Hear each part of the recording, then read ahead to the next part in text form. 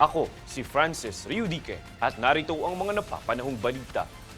Inaresto na ng Immigration Authorities sa Timor-Leste si dating Congressman Arnolfo Teves Jr. Kinumpirma ito ng kanyang anak na si Axel Teves matapos ipost sa social media ang video ng naturang pag-aresto. Makikitang pwersahang hinihigit si Teves para tuluyan ng maaresto. Si Teves ay sospek sa pagpatay sa dating governor ng Negros Occidental at itinuturing na isang terorista. Samantala, ayon kay Pangulong Ferdinand Marcos Jr., ang pakikipagkasundong muli ay dapat umanong walang kondisyon.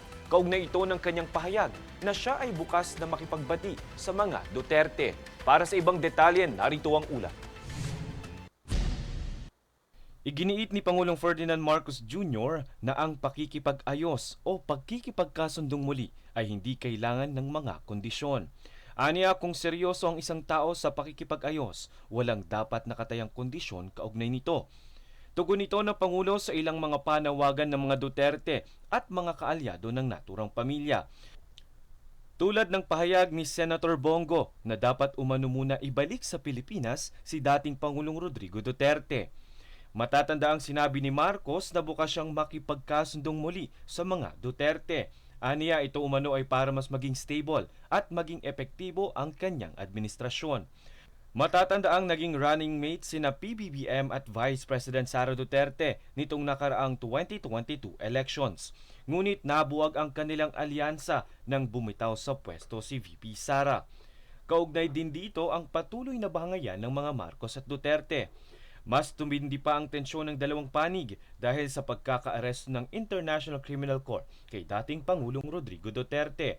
Sa kasalukuyan ay nakakulong ang dating Pangulo sa The Hague, Netherlands dahil sa kasong Crimes Against Humanity kaugnay ng kanyang naging kampanya sa drug war.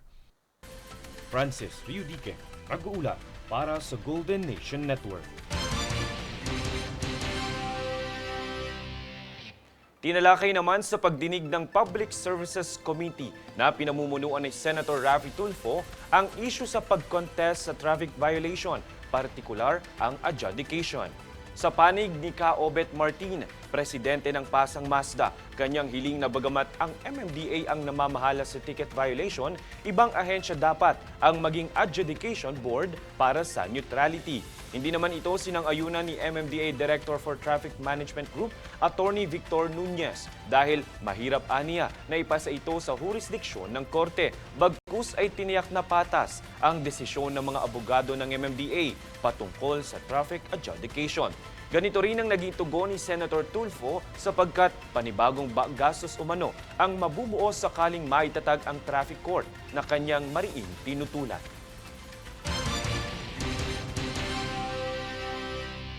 Kami ang boses ng pagbabago. Ako si Francis Riudique at ito ang News Force.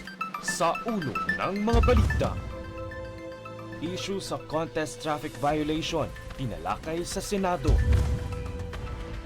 Former Congressman Teves, inaresto ng Immigration Authorities sa Timor-Leste. DICT sinusulong ang dagdag benepisyo para sa mga delivery rider.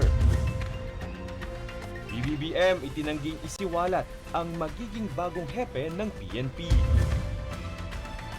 Ilang residente at motorista na bulabog sa viral na paglitaw ng babae sa Imbornal sa Makati. At Blackpink balik Pinas para sa kanilang Deadline World Tour sa November. Patas at pantay na balita, komprehensibong ulat para sa pulso ng masa. Ito ang News Force.